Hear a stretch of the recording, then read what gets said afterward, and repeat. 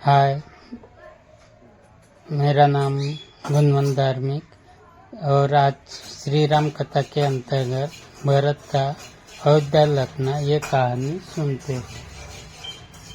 राम ने भरत को उदय से लगा लिया और कहा, भैया भरत, तुम तो अत्यंत नीतिवान हो। क्या तुम समझते हो कि मुझे राज्य के निमित्त पिता के वचनों को भंग कर देना चाहिए? क्या धन से पतित होना उचित है? जो कुछ भी हुआ उसमें तुम्हारा कोई भी दोष नहीं है। तुम्हें दुखी और लज्जित होने की किंचित मात्र आवश्यकता नहीं है। माता कैकेयी की निंदा करना भी उचित नहीं है, क्योंकि उन्होंने पिताजी की अनुमति से ही वर मांगे थे। मेरे लिए माता कैकेयी और माता कौशल्या दोनों ही समान रूप से सम्माननीय है। तुम्हें ज्ञात है कि मैं पिताजी की आज्ञा का उल्लंघन कदापि नहीं कर सकता। पिताजी ने स्वयं ही तुम्हें राज्य प्रदान किया है, अतः उसे ग्रहण करना तुम्हारा कर्तव्य है। पिताजी के परलोक सिधार जाने का मुझे अत्यंत दुख है। मुझ अभागे को उन्होंने अपनी सेवा, अंतिम दर्शन और दाह संस्कार के अवसर से वंचित कर दिया। कहते कहते राम के नेत्रों से अश्रुधारा बह चली। फिर उन्होंने सीता से जाकर कहा, प्रिय पूज्य पिताजी स्वर्गलोक सिधार गए। तत्पश्चात लक्ष्मण को संबोधित करते हुए बोले, भैया, अभी अभी मुझे यह समाचार भरत से प्राप्त हुआ है कि हम पितृविहीन हो गए। इस सूचना को सुनते ही सीता और लक्ष्मण बिलक बिलक कर रो पड़े। इसके पश्चात राम ने प्रयास पूर्वक धैर्य धारण किया और सीता और लक्ष्मण के साथ मंदाकिनी के तट पर जाकर पिता को जलांजलि दी। वक्कल चीर धारण किया, अंगूदी के गुदे का पिंड बनाया और उस पिंड को कुशा पर रखकर उनका तर्पण किया। पिंडदान तथा स्नानादि से निवृत्त होने के पश्चात वे अपने कुटिया में लौटे और भाइयों को भुजाओं में भरकर रोने लगे। उनके आर्तनाद को सुनकर गुरु वशिष्ठ तथा सभी रानियां वहां आ पहुंची। विलाप करने में वे रानियां भी सम्मिलित हो गई।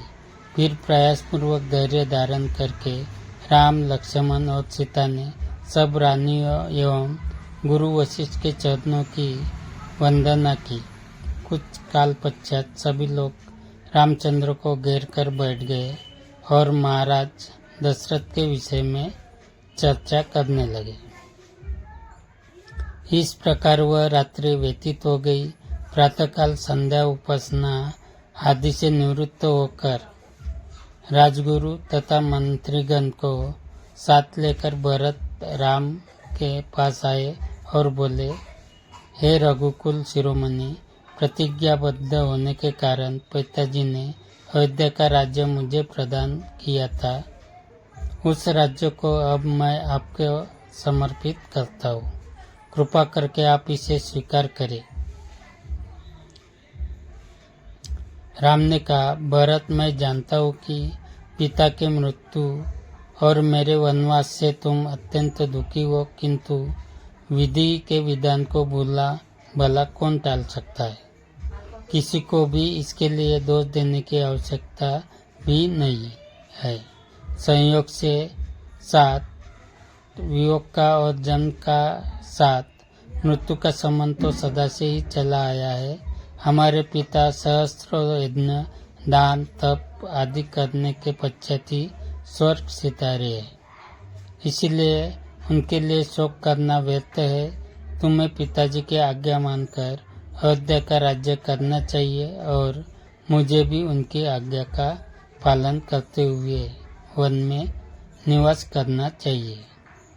ऐसा न करने से मुझे और तुम्हें दोनों को ही नरक की यातना भुगतनी पड़ेगी। राम के ये तर्कपूर्ण वचन अकट्य थे, इन वचनों को सुनकर भरत ने हाथ जोड़कर कहा, हे आर्य, इस दुर्घटना के समय मैं अपने नाना के घर में था। मेरी माता की मूर्खता के कारण ही यह सारा अनिष्ट हुआ। मैं भी धर्माधर्म का कुछ ज्ञान रखता हूँ, इसीलिए मैं आपके अधिकार का अपहरण कदापि नहीं कर सकता। आप क्षत्रिय है और क्षत्रिय का धर्म जटा धारण करके तपस्वी बनना नहीं, अपितु प्रजा का पालन करना है। आपसे आयु, ज्ञान, विद्या आदि सभी में छोटा होते हुए भी मैं सिंहासन पर कैसे बैठ सकता हूँ। इसीलिए आपसे प्रार्थना करता हूँ कि आप राज सिंहासन पर बैठकर मेरे माता को लोक निंदा से और पिताजी को पाप से बचाइए, अन्यथा मुझे भी वन में रहने की अनुमति दीजिए।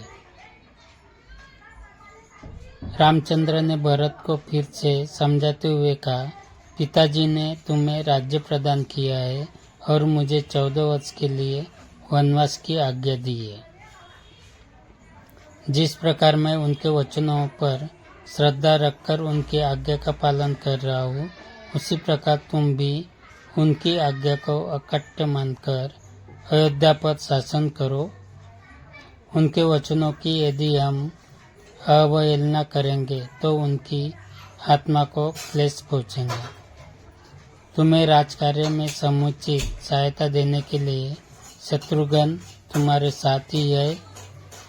पिताजी को अपनी प्रतिज्ञा के ऋण से मुक्ति दिलाना हम चारों भाइयों का कर्तव्य है।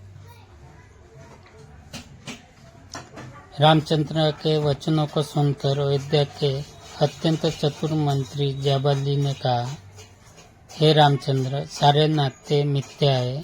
संसार में कौन किसका बंधु है। जीव अकेला ही जन्म लेता है और अकेला ही नष्ट हो जाता है। सत्य तो यह है कि इस संसार में कोई किसी का संबंधी नहीं होता। संबंधों के मायाजाल में फंसकर स्वयं को विनष्ट करना बुद्धिमानी नहीं है। आप पितृऋण के मिथ्या विचार को त्याग दें और राज्य को स्वीकार करें। स्वर्ग, नरक, परलोक, कर्मों का फल आदि सब काल्पनिक बातें हैं।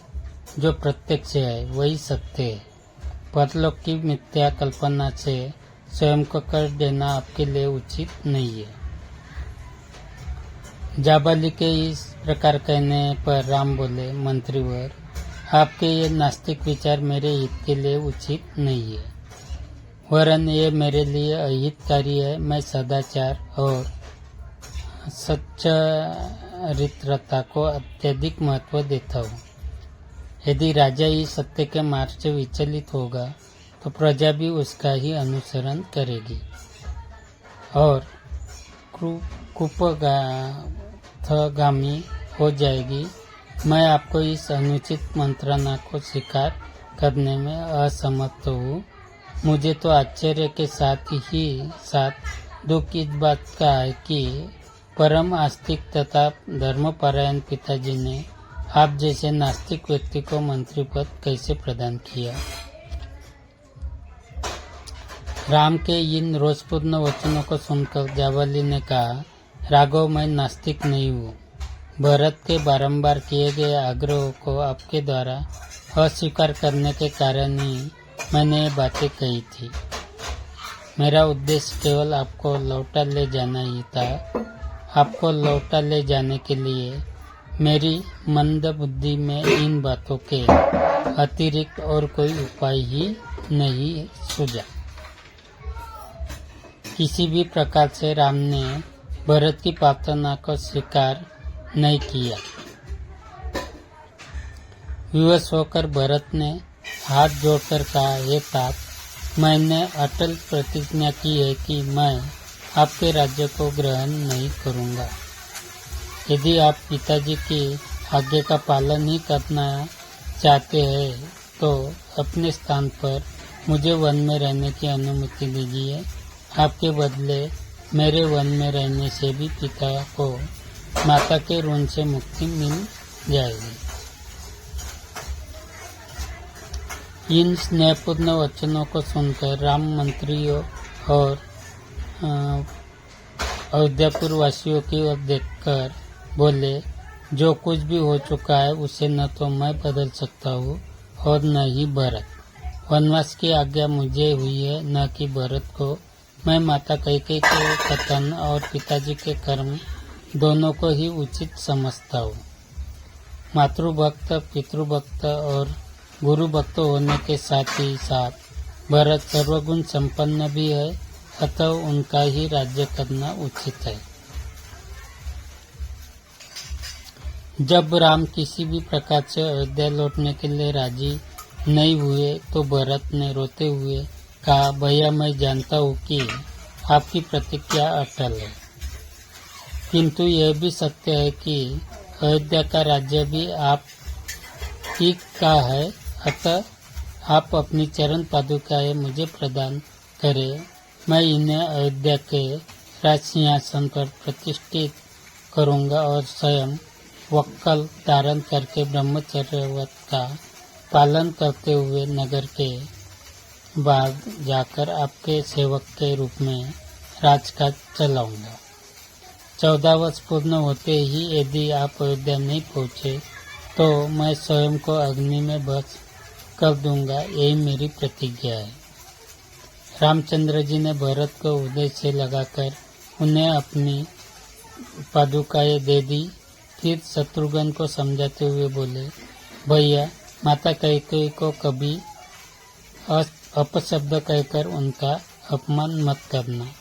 इस बात को कभी न भूलना कि वे हम सबकी पूज्य माता है। तुम्हें मेरी और सीता की शपथ है। फिर माताओं को धैर्य बंधा कर सम्मान पूर्वक सबको विदा किया। श्री राम की चरण पादुकाएं के साथ भरत और शत्रुघ्न रथ पर सवार हुए। उनके पीछे अनेक रथों पर माताएं, गुरु पुरोहित, मंत्रीगण तथा अन्य पूर्ववासी चले। सबके पीछे सेना चली। उदास मन लिए हुए सब लोग 3 दिन में अयोध्या पहुँचे। अयोध्या पहुँच जाने पर भरत ने गुरु वशिष्ठ से कहा, गुरुदेव आपको तो ज्ञाति है कि अयोध्या के वास्तविक नरेश राम है। उनकी अनुस्मृति में उनकी चरण पादुकाएं सिंहासन की शोभा बढ़ाएगी। मैं नगर से दूर नंदीग्राम में पद्मकुटी बनाकर निवास करूंगा और वहीं से राजकाज का संचालन करूंगा। फिर वे नंदीग्राम से ही राम के प्रतिनिधि के रूप में राज्य का कारभार